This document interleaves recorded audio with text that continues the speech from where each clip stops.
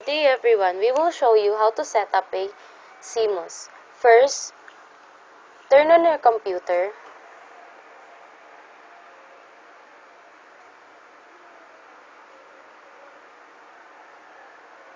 Continue pressing. We can see the standard CMOS setup. Press enter to show.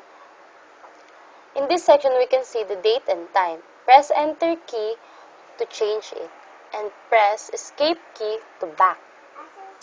The next one is the advanced setup.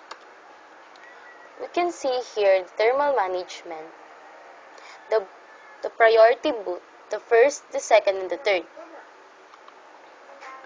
Now, advanced chiplet setup. Here in this section, we can see the drum frequency, configure drum timing by SPD, and share memory size. The next, integrated peripherals. In this section, we can see the onboard IDE controller, onboard SATA controller, onboard audio function. Next, power management setup.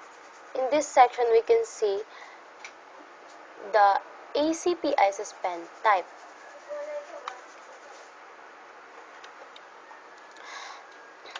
Next, the PC health status. Here we can see our CPU fan speed, CPU V-core. So now we are going to exit.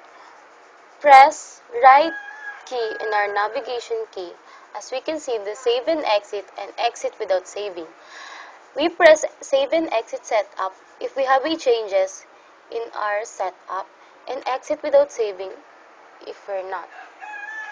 Press enter again.